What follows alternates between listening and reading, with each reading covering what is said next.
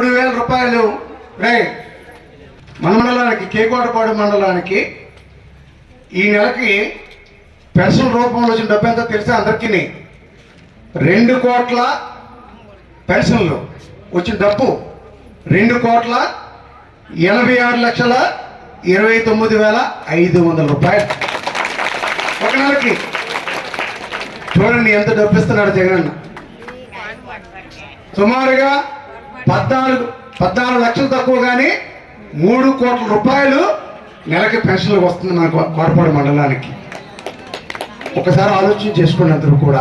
జగన్మోహన్ రెడ్డి గారు ఎంత మేలు చేస్తూ ఉన్నారు.